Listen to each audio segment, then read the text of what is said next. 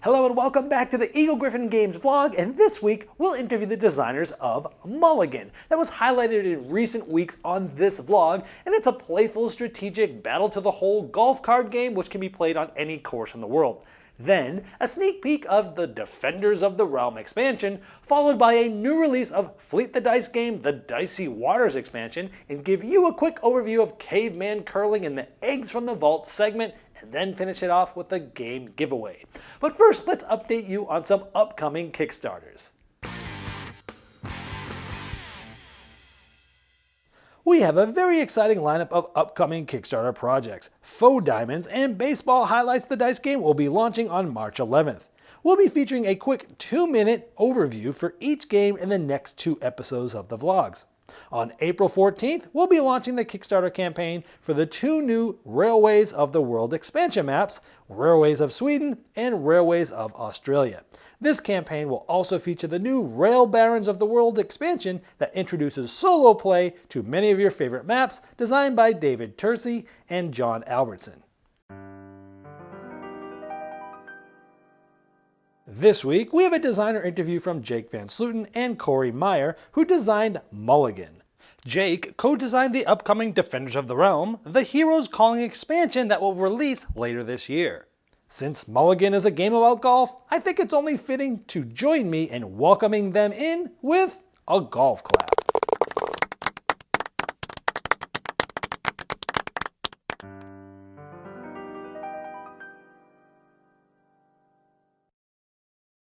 Hey, I'm Jake.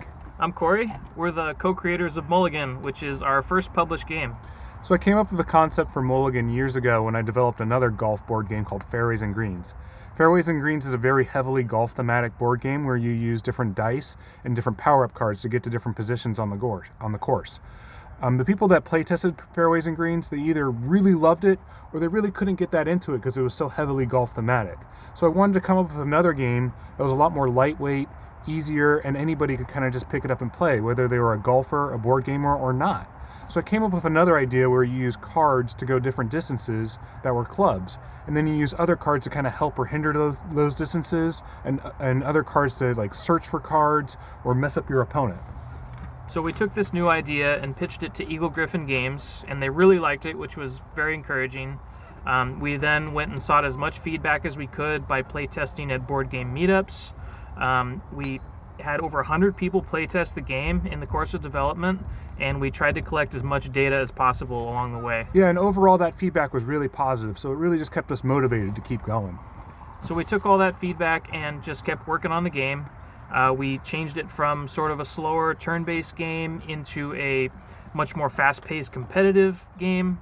We changed the name from Be the Club, which is sort of an obscure golf reference, to Mulligan, which just sounds a lot more fun in general.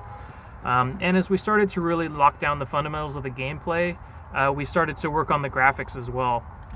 So we did most of the graphic design by ourselves, which was a ton of work, but it was also really rewarding and cool to see the game progress. And as we'd see people play test with a new version of the game that had upgraded graphics, you could really start to see them engage with the cards more. Yeah, they'd get more into it. Yeah, totally. And we really feel like the visual aspect is a really important part of gameplay. And in our game, we actually have distance bars on the clubs, so you actually don't have to do much math. You just line up the cards with the yardage board, and you just kind of go from there.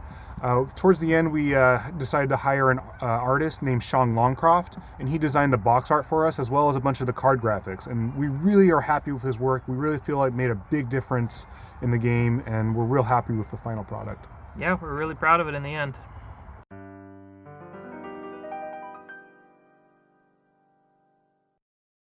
So hands down, my favorite card is the Pace of Play. The graphic on there is fantastic. The Marshal is really funny to me. I think Sean did a great job illustrating him. The Pace of Play card cancels other people's Play Anytime cards. It's kind of like a counter. The Play Anytime cards are really powerful, so it's really funny to see your opponents kind of scramble after you cancel one of their Play Anytime cards. For me, it's got to be the Mulligan card, and not just because it's the namesake of the game, which is cool, but it's one of those cards that can be super powerful in the right situation, and it can really get you thinking about planning ahead and your strategy. Yeah, you really know when to take mulligans, don't you, Corey? Sure do.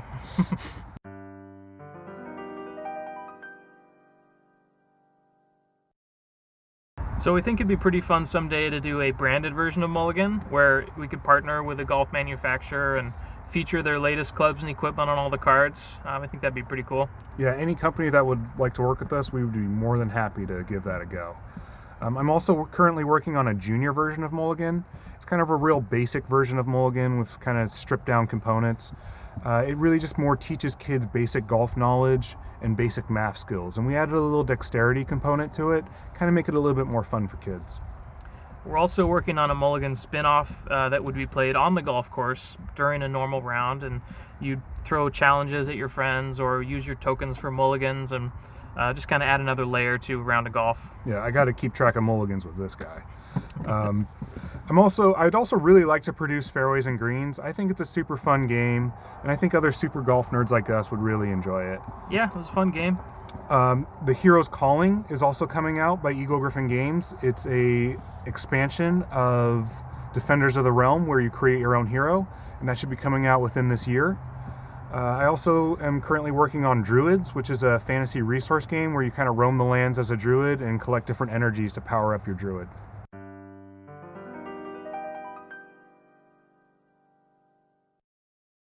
So all the games that I've designed, I've always had a co-creator. I think co-creators are a lot of fun because it's a cool activity that you can do with friends, and it kind of just keeps you motivated to keep coming up with more content.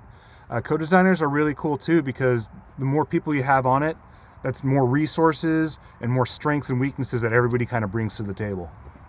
Yeah, when we were working on developing Mulligan, I think it was really helpful to help us catch flaws in the development that we might not have seen otherwise. It's just really easy to get stuck in a stubborn mindset about a particular rule or something, and you need that other perspective to help break you out of it and let the game evolve.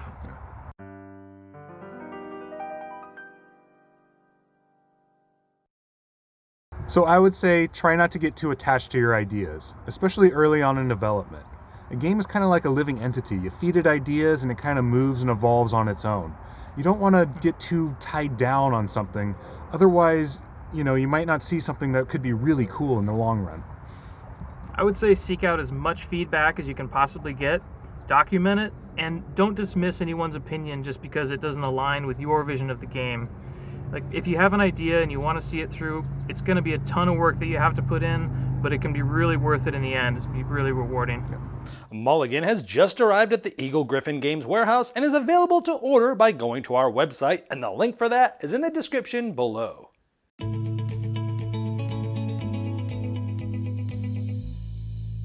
The King's Call to Arms brings forth the finest heroes to defend the realm against a darkness that engulfs the land. In the new Heroes Calling expansion for Defenders of the Realm, players will construct unique heroes by combining power abilities and traits to battle the tainting of the realm.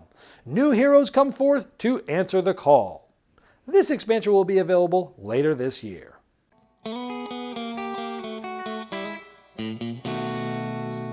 Fleet the Dice game, Dicey Waters expansion adds a new full-color mini score pad to the game with 8 new buildings in a fishing village.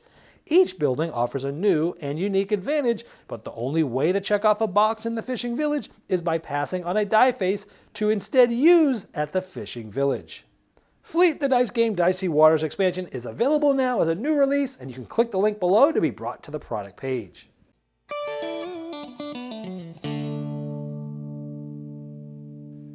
In Caveman Curling, you're on a frozen lake and you and your team are entered in the first Caveman Curling Championship. Well, you'll be throwing rocks over this frozen lake. And to do so, you'll be flicking the discs over that frozen lake over to the cave. You're trying to have as many of your rocks as possible as close to the center of the cave. But so is the other player or team, and they might be trying to knock you out of the way. And in some cases, they might actually end up helping you out. Sometimes, if you get greedy, you might end up hurting yourself by knocking your own discs out of the cave. However, even sometimes it might look like you're further out than you need to be. You can gain help from special objects, like a big hammer, to bring you closer. And sometimes players might be using small hammers to also bring them closer. You can also use totem tokens to place on your rocks. And if that totem gets knocked off, you get to keep your position, which sometimes is better. But if it shot over from here all the way to over there, you could take this and shoot it again at the end of the round. At the end of the round, one player or team will gain points for having a certain amount of rocks closer than the opponent's closest rocks. In this case, 2 points because it's closer than any of these, and you'll continue playing rounds until any player or team has 6 points. Caveman curling can be played with 2 individuals or 4 or 6 players as teams. It's for ages 7 and up and plays in only 15 minutes. Click the link below to be brought to the product page. I just showed you a quick overview of Caveman curling, and you can win your very own copy. One will be given away, and to enter, simply subscribe and comment below. That's it. Now when commenting, we encourage you to let us know your favorite segment of the vlog this week and what you'd like to see in future vlogs. You have 1 week from when this video is launched to enter. Well, I hope you enjoyed this week's Eagle-Gryphon Games vlog, and you can click the playlist link below to see all past vlogs, and we'll see you next week.